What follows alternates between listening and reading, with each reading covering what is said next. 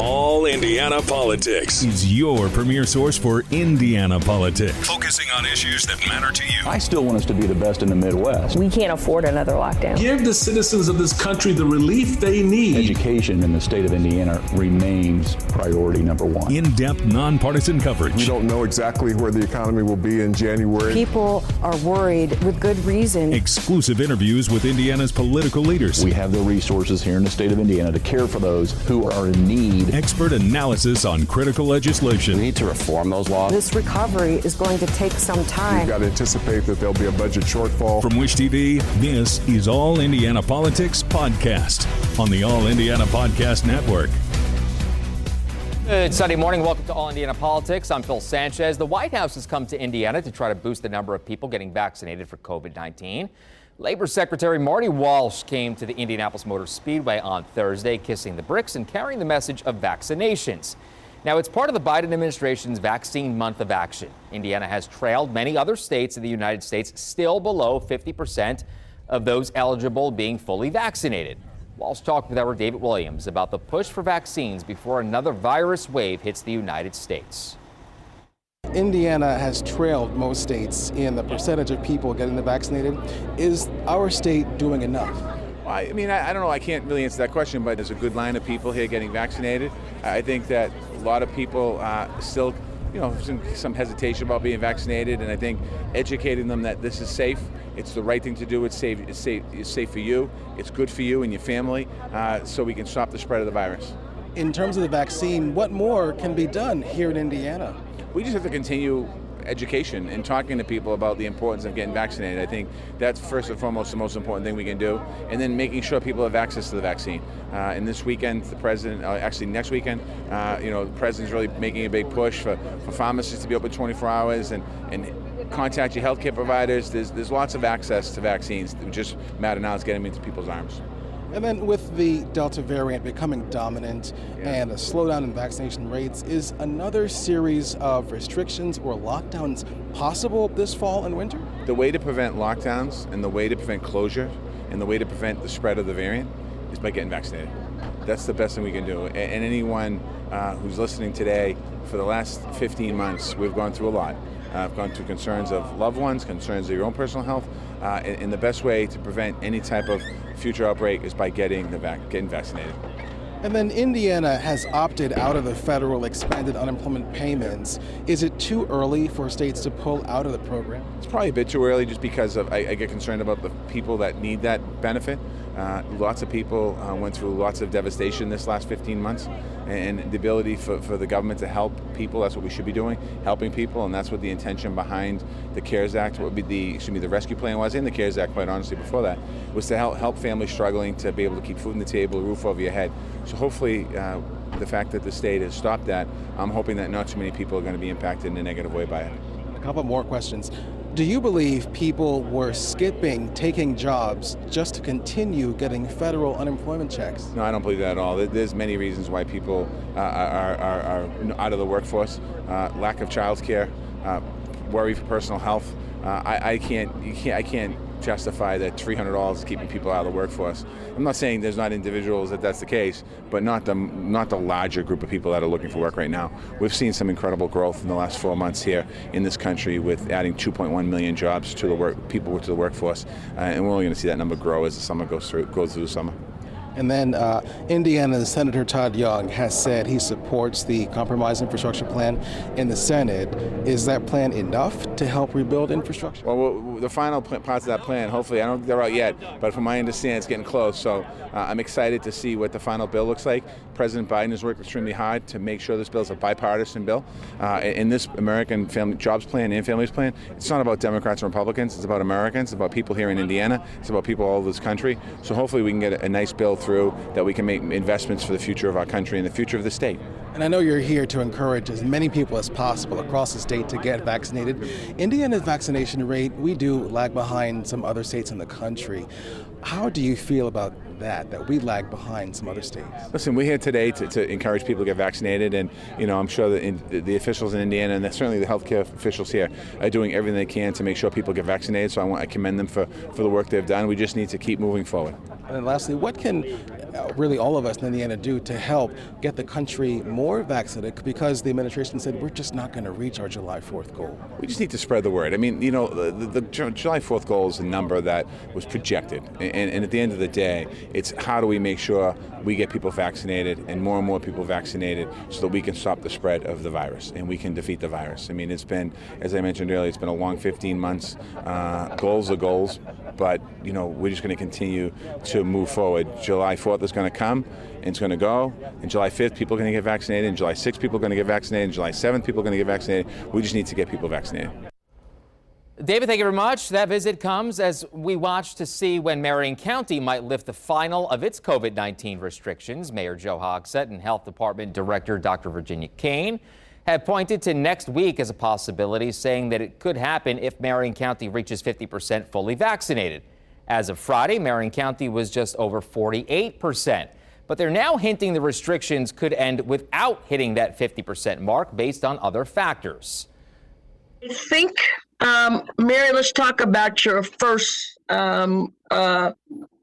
So ultimately, our decision to reopen is not about whether we surpass one particular metric. So that's no to your answer. In the sense, we sort of look at a comprehensive picture, and as I've tried to explain that a little bit in the past. So I look at what we call the prevalence, for example, of how much recent infection we have in a community that provides a natural immunity. And a reminder that as of this point, Indianapolis is the only NFL city to not be approved for full stadium capacity when the season starts in September. Coming up, the bipartisan deal on infrastructure. President Biden gets parts of what he wants, but can the deal actually pass the Senate? That's next on All Indiana Politics.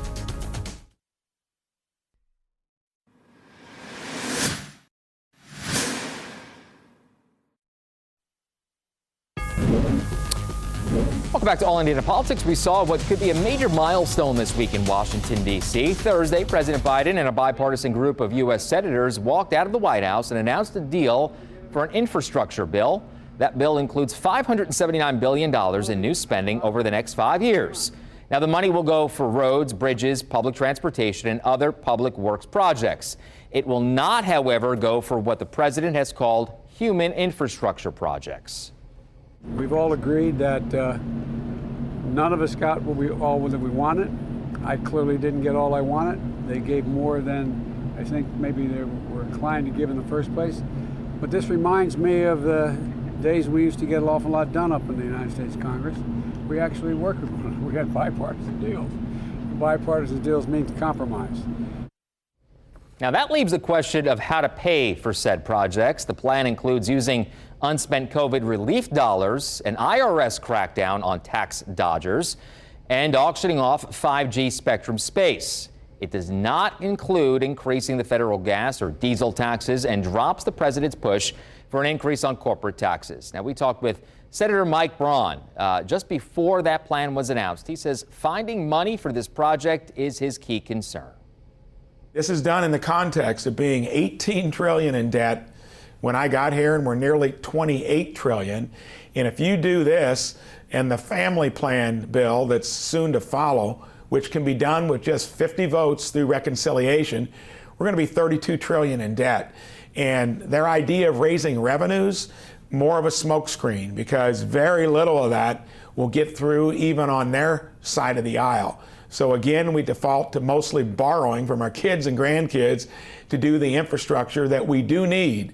We need to do what we did back in Indiana, have the political will to come up with real pay-fors. Meanwhile, fellow Indiana Republican Senator Todd Young had already publicly endorsed the framework for the infrastructure deal, one of 20 senators to do so. One other note, though, about a bipartisanship deal in the Senate, our All Indiana Politics team asked Senator Braun if he thinks the idea of working across the aisle on big items in the Senate is dead. Listening to the discussions that come out of D.C., is there any chance of a bipartisan deal on anything coming through the Senate? And as we listen to you, I think we continue to hear more frustration from when you ran in the campaign to growing over the past 2.5 years. Are you convinced you want to do this for another 6 years? When I decided to do it in the first place, it was because I was frustrated with the system. And if honesty sounds like frustration, that's not the case. I'm as fired up as I was 2.5 years ago and have made a lot of headway on another topic we didn't talk about, Growing Climate Solutions Act. I was the first Republican to step out and discuss that. And that was so we don't end up getting another piece of crazy policy like the Green New Deal done that we can't afford. And ironically, there's a bipartisan bill that I marshaled that could get floor time here soon on an issue that many on my side of the aisle have not wanted to engage in. I believe Republicans and conservatives, if we're the party of no, or we're the party of we're not interested, we're going to find ourselves on the sidelines when it comes to these windows of opportunity when you have the levers of power in your favor. My observation has been confirmed here with what I saw before I ran. There's a lack of political will and a lack of people sticking their neck out because they're here for the long run. And if we had term limits, you'd fix that because you'd get people that have actually done things in the real world, solved problems, come here for a time, and it wouldn't get so partisan and in two camps. And I'm hoping that rubs off, and I intend to keep plowing away at it. Now, another story that we've been really following closely, the return of former Vice President Mike Pence to the political stage. This week, Pence took steps again to distance himself from Donald Trump's claims the 2020 election was stolen. Truth is, there's almost no idea more un-American than the notion that any one person could choose the American president. The presidency belongs to the American people and the American people alone.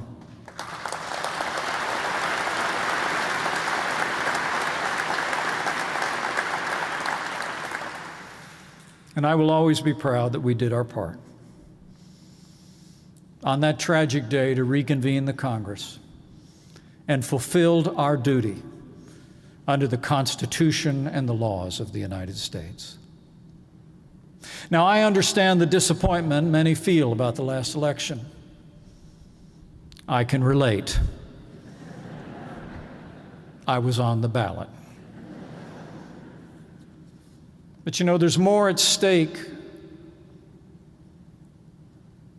than our party and our political fortunes in this moment. If we lose faith in the Constitution, we won't just lose elections. We'll lose our country. Take All Indiana Politics on the go with you. Download our podcast now. Part of the All Indiana Podcast Network and allindianapodcastnetwork.com.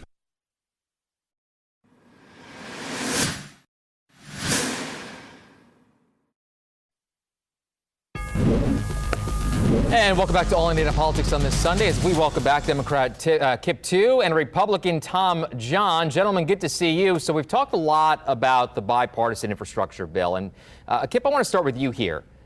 Sure. President Biden gave up a lot of what he asked for. Is this still a win for the Biden administration? Yeah, I think it's a huge win. I mean, he ran on a principle that we're going to try to get things done in Washington, D.C. He shows that he's a man of compromise, that he can work with the other party. Two of the big pillars that he had on his campaign was, I'll be the guy that can get things done, and I'll be able to work with the other party. We still can do bipartisan things in this country. That's what he said. Many people didn't believe him. And if this thing gets done, it will be because of bipartisanship. And that's a huge win, not just for him from the political standpoint, but for the country, because we're way, way behind on these infrastructure programs. He didn't get all he wanted. The Republicans didn't get all that they wanted. It's called compromise. That's what he said, and he's right.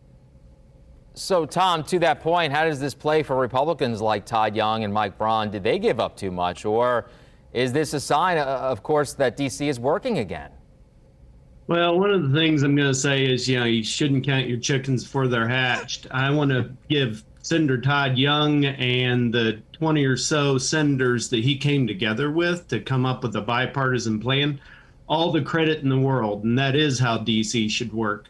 Unfortunately, there's a real question whether this gets done now, because President Biden really kind of stepped in it when he came back and has said, well, I negotiated on this bill for my other human infrastructure, but I want to come back and get everything I didn't get in this bill on a rider later. That's not the way you negotiate. You don't redo your deal. You don't try and re-deal after the deal's done. And so I think he's got to really do some work to get people to trust him to get any deals. So, I was very enthusiastic when I heard there was a framework coming out of the meetings with the White House and the senators. And frankly, I am very happy with what Senator Young and other Republicans have done, coming together, giving up on issues that they believe in, as far as gas tax and others. But the fact is, we really are in a situation where we have to wait and see, because the president has really undermined this process. Kip, I'll let you respond. I fundamentally disagree with that characterization of what President Biden said. And Tom knows as well as anybody that we can bring up another bill anytime. They've got an agreement on the structure of this bill. That will be a different bill. And they'll negotiate on that bill. And whether or not they get bipartisan support, it's a different measure. They may not, and they may be able to do it through reconciliation, but it'll be a different bill. And there'll be merits and demerits and arguments about it. The framework for this agreement is in place. Well, we know inherent in any reconciliation is it's not bipartisan. That's the whole reason that's being undertaken. Yeah, but Republicans don't like that. I would suggest that it's just trying to have your cake and eat it too, and that's really not bipartisan compromise. Quickly, no, Kip, go ahead and respond. Go ahead. Yeah, it's saying that Republicans can agree to this, which is a big infrastructure plan that spends $579 billion, and Republicans don't agree with something over here on reconciliation, so we're going to go alone on that. And you guys are free to vote against it, but we're happy to have you with us on the infrastructure plan. It happens all the time in Congress, or it used to, that we agree on some things and we pass them, and we disagree on other things. And if we have the number of votes necessary to pass them, we pass them without you. That's not going back on any deal. That's the way things have worked always. So did bipartisanship, Kip, in your opinion, last for just one day, or is... No, it's part of the political background of this, and I understand why Tom's saying what he's saying and why Todd Young and those other people are looking for cover. They had to hang their hat on something to say, look, I don't really trust this guy entirely. We still gotta watch out for him. So because they got to make sure their base is satisfied that they haven't given up the farm. Yeah. We'll move on to another topic here, gentlemen. The Justice Department announced on Friday that it's suing Georgia over its new voting laws. Tom, is this Democrats trying to do in court what they really couldn't do in the legislature? I think that's what you're beginning to see. Is you're going to see a more activist Justice Department trying to federalize a lot of the elections, which is what they haven't been able to do in Congress yet. And I think that's a real question that we have to look at. Is inherent in our constitutional structure is the fact that elections are state-driven. We're a republic, and we are a composition of 50 states. And it's troubling when the federal government's trying to come into states and tell them how to operate their elections. What's more troubling is when we had a Supreme Court decision that said pre-clearance was no longer necessary, and as soon as pre-clearance was no longer necessary, according to the Supreme Court, we had a whole bunch of laws passed to take us back to before the Voting Rights Act. So that's what Democrats are concerned about. Republicans don't want people to get water while they're standing in the long lines that they create, and it's just silliness on the part of the Republican Party to continue to try to make the electorate smaller so they have a better chance of winning. The first thing you know that you're behind is when you're trying to constrict the electorate, and that's what they're trying to do. Tom, quickly, less than a minute left. Are you worried this is going to happen in other states? I think you can pretty much count on it, that this is going to happen. This is a trial balloon to see how it goes, but if they have success, they'll be coming after a lot of other states. and a lot of other laws, some of which Indiana's election laws haven't changed significantly in 20 years almost, or 15 years at least. But I would expect some of ours to come under challenge too if they see the clear way to do it. Kip, 20 seconds, your response? Look, we ought to be about making sure as many people can vote as they can, and we ought to not be about restricting. There's almost no fraud anywhere in the country. The only last time there was any fraud, it was in a North Carolina congressional primary in the Republican Party. They're the ones who are the most recently committed massive fraud. Democrats don't do it. Yeah, the data does show that. Gentlemen, always good to see you. Thank you for spending some time. Have a good rest of your weekend. We'll be right back.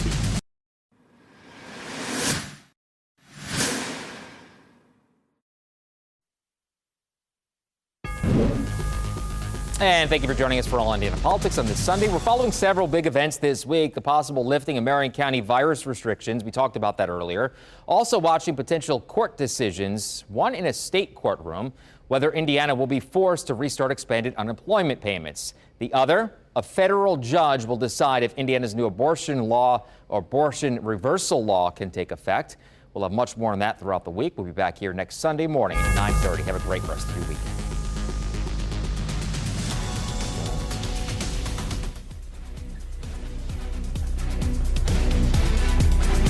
From Wish TV, this is All Indiana Politics Podcast on the All Indiana Podcast Network.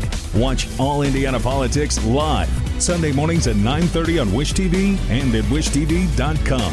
Subscribe to this podcast and listen weekly here on the All Indiana Podcast Network. And be sure to discover even more great podcasts at allindianapodcastnetwork.com.